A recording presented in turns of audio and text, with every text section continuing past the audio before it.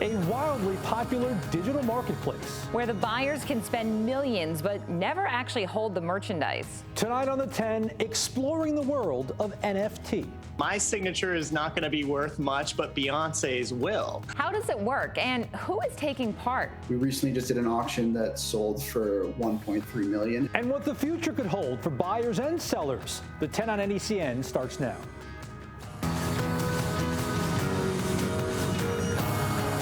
Patriots star Julian Edelman, he's using the offseason to work out probably. He's getting ready for next season. Will he play? Will he not? Where will he play? All questions. But he's also trying to raise some money for some good causes, apparently. Yeah, and instead of auctioning off the typical things like maybe a signed football or some cleats like a normal pro athlete would, Edelman is going a much more tech-savvy and innovative route with all this. The wide receiver is actually going the NFT route. As of a couple hours ago, biddings on those items just started. Yes, the bidding is on. But before you break out your debit card, there are some things you need to know about NFTs. They're not something that you can touch. So if you're hoping for a piece of memorabilia that's been in the presence of JE11 himself, well, think again. Tonight, we are dedicating 10 full minutes to not only what is an NFT, but also where NFT could be going in the future and what it all means for you. Let's get started here tonight. We got to start with the obvious question that everyone has at this point. This one here. What the heck is an NFT?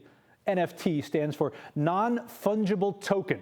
And that doesn't make sense to you. Don't worry. At first, almost all those words in that didn't make sense to us either. Non-fungible means you can't exchange it for anything of equal value. Let's give you an example, though, right? So let's say you got a $10 bill, right? You could exchange that for two $5 bills. You essentially have the same thing. Even though they're different, two 5s or a 10, they have the same value. That's what fungible means. It's interchangeable. So something that is non-fungible is an item that is unique, like a painting or a house. Different people may value that same house differently. You think it's worth this much, they think it's worth this much. Now, clearly those are physical assets, right? You could touch them, you could feel them, but we're talking the digital world here tonight. So you need some way to prove that it's yours, and that's the token part of NFT. Think of it like a digital certificate of authenticity. In the absolute simplest terms, an NFT is a digital collector's item. Yeah, and a few months ago, here on the 10, we took a look at the rise of Bitcoin and how the ledger system records how Bitcoin is tracked, and NFTs are tracked in a similar way. It's called a blockchain, and it keeps a record of all the digital transactions. It also ensures security and transparency, which is really critical for digital artists. Think about this. They have to monetize their work. It's really easy to steal.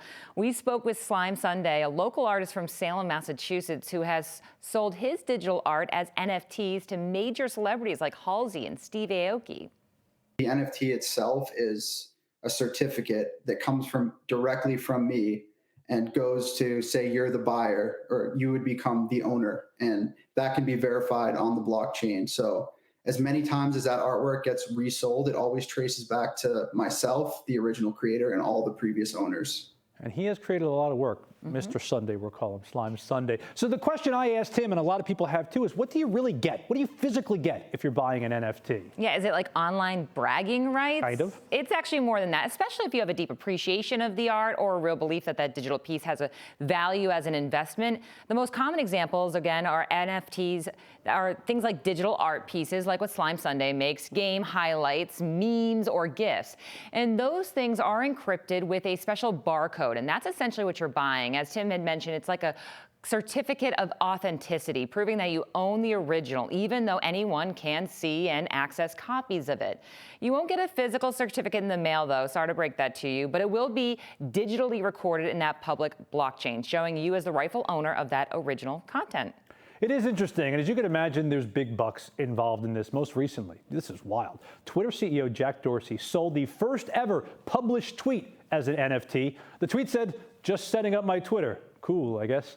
It was published just over 15 years ago. Get this, the final bid for this, $2.9 million for that. Yeah, I mean, it is historic. And do you recognize this guy? Another historic thing from the internet. Nyan Cat, the animated flying cat with a pop-top body leaving a rainbow trail behind it. It's been about a decade since this cat actually first hit the internet, and it's been shared hundreds of millions of times since. But back in February, the cat actually went up for sale, and the claws came out at this auction. The bidding war ended with the final sale, about $580,000. And you know, think about it, Tim. You're buying a piece of internet history, one of the first memes. Yeah, if I had $500,000, that's not the first thing I would buy. Okay, I know what you're thinking. Why don't I just take a screenshot of the Pop-Tart cat or the Dorsey's tweet, and you essentially have the same thing as the person who just dropped $3 million for that tweet, right? Well, no. The original that has that digital certificate of authenticity, the token, if you will, that's what makes it unique to that one thing. Think of it like the fancy Renaissance art, right? Take Mona Lisa. For years, iconic pieces like that have been recreated. They've been copied. The original, as you know, it's in Paris, it's in the Louvre. But her image has been on everything from T-shirts to mugs. And reprinting of her image, it doesn't make the original painting any less valuable. And just because you got a hoodie with her face on it doesn't make that sweatshirt worth $1 billion either. So this applies to digital art as well. So while your screenshot may look like that same $1 million tweet, it's really just a cheap replica, not really worth anything. Here's Mike Prolex, a tech expert and research director at Forrester. The notion of it being one of a kind and scarce immediately gives it some kind of a value. But the other piece, and the more important piece, is that that token, that NFT, that digital asset is always tied directly back to its original artist because their signature is encrypted in that asset. Turns out you don't pronounce the X in his name either. Proves his last name. Not even the most notable things that sell. Check this out. Kind of fun, right? Like any trend, it is truly limitless. This is called Gucci Ghost. It first sold for just under $4,000, but the owner is reselling it and now asking $16,000 for this. And if the yellow background isn't for you, there's this edition, the pink version. It's up for sale. The only difference is this has a pink background, as you can see, and this one is going for, they're asking for at least tens of thousands of dollars for this one, so it could go for even more. Who knows? Remember, things only have as much value as people are willing to spend on them, right? And if you don't have millions of dollars or hundreds of thousands of dollars to purchase an NFT, well, you're in good company, you're not alone.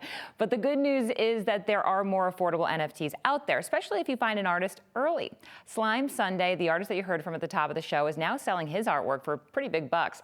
This piece actually sold at auction for $1.3 million. And another just went for $45,000. But when he first got started, his prices were a lot more affordable. There's absolutely value in rarity, and there's tons of different mechanisms that you can use to release your artwork. When I first started out, I did a lot of open editions because I have a large Instagram following, and I wanted to make sure that these people could buy in. So I released a couple edition counts that were 400 individual artworks that could be purchased at $40, and they're now trading up above. A couple went for $20,000, but they're averaging about $14,000 on secondary market. See, it's an investment piece, and it's never easy to predict the future, right? But one man from Maine is betting on the long-term profitability of NFTs, and he just got a $9 million investment from a well-known celebrity. Our NECN's Dustin Vladkowski has his story. I'm sure you get asked this question all the time. What is an NFT? I think the best way to think about it is that it's a digital object. On the sharpest point of finance and tech's cutting edge are non-fungible tokens, or NFTs. They can be songs, videos, pictures worth millions. For Super Rare, a 3-ish-year-old company co-founded by Mainer Jonathan Perkins. I grew up in Penobscot, Maine. The collectible is tokenized digital art. When people think about a traditional art gallery, like one of the places you'd find in the Old Port, and then compare it to Super Rare, how does Super Rare work? So Super Rare is designed as a peer-to-peer network and marketplace, kind of similar to Instagram. While you can't walk past these renderings hanging on a physical wall like the Mona Lisa, a scroll through Super Rare shows the pieces have value, from authenticity, from the chain of people who own the art. If somebody famous owns an artwork, that's forever recorded as part of the artwork's history. Artists can connect with each other on Super Rare. There are sales and auctions of original art, all happening in the Ethereum Bitcoin currency, forming a business that caught the eye of major investors who gave the company $9 million this week. Mark Cuban, Ashton Kutcher, Naval Ravikant, and some other really fantastic angels. They have to answer our emails. If those emails are from Perkins, there's a good chance they'll come from right here in Portland. He moved back to Maine recently, bringing his piece of his very 21st century industry with him. So, do NFTs clash with Maine's more well-known fishing and tourism businesses? Maybe. Maybe not. I actually come from a fishing family, up the coast, and pretty familiar with the traditional Maine economy. There is a really strong burgeoning technology scene here, especially in Portland. And it's something that I'm really big on. I'm enthusiastic to see the growth in this sector. Growth that could, like Jonathan, bring more tech opportunity home. If you look at it, like many people, especially after COVID, are living in Maine, working remotely for companies based in, maybe New York or DC or LA. In Portland, Maine, I'm Dustin Blikowski. So if you've been listening for the last 10 minutes and you're now interested in exploring the world of NFT, here's a couple things you need to know. Yeah, first you'll have to buy some kind of cryptocurrency like Bitcoin or Ethereum. Then you can go to an NFT marketplace. Some of the popular ones are Nifty Gateway, Rarible, OpenSea. And from there, you really want to start your bidding at any point or how much you could afford, really. You could place bets on items that you want to own. You outbid other people. And if no one outbids you, congrats, you are the proud new owner of an NFT. So what do you do with it? Just kind of give yourself a thumbs up? Give yourself a thumbs up, but that's not all. You actually can put it on your wall according to our buddy Slime Sunday. Yeah, listen, it's not like the Mona Lisa. You're not going to frame it, or are you? Here's Slime Sunday again with a few other options for this digital artwork. Well, you could actually display it. There's tons of digital frames out there that you can link your NFTs to directly. And yeah, you can get as big as you want, size frame, put it up in your house and display the NFT that way. Like a big screen TV. Why not? We have those all over the house. And have the Pop-Tart cat just kind of hanging out in the background like in the monitor behind us. That's not a bad idea. You can say, I own that. All right, listen, we talked to Slime Sunday. We had a rainy Thursday. Pete, what's on tap for Friday? Well, we have sunshine. Another fun name? Sunny Friday? Just a boring one? Opening day. Sunny skies, NBD. Okay, that's fine. Right? No big deal. All right. As the kids say, you could see some snow showers popping up from time to time. And this is a stripe of snow from Rangeley all the way to the seacoast. People are talking about this, how we hit the 60s to near 70 yesterday, and now it's snowing. That's New England in springtime, and it is coming to life here. This snow may be able to put down a coating, but it is mixing with rain from time to time. It's not all entirely snow from Springvale all the way up into Westbrook and Portland right now, and up into Lewiston as well. The winds are a little gusty, at times going above 30 miles per hour in Boston, 28 in Worcester. The wind will back off. It'll be a cold night tonight, but you already know that with 28 in Montreal and 29 in Caribou. The numbers go back into the low and mid-20s in northern New England, upper 20s in southern New England. Thank you, cold air shot. And tomorrow, only in the 30s. We just get above freezing in St. Jay and back through Burlington and Rutland too. Elsewhere in the middle 40s, that's it. But Fenway Park looks okay for the ball game. It did okay today too, but we're not going to get into that. Wind out of the northwest, 17 to 22 tomorrow. We'll get into that holiday weekend forecast in a minute. I thought the postponement was the April Fool's joke at first. It seemed it. It seemed it. Yeah, well, how about this? Ahead on the 10, no joke here. Reaction on the April Fool's snow up in Vermont. What a crazy day. At first, we had gas prices going up. Now toilet paper? What? Why TP prices are about to go UP. That's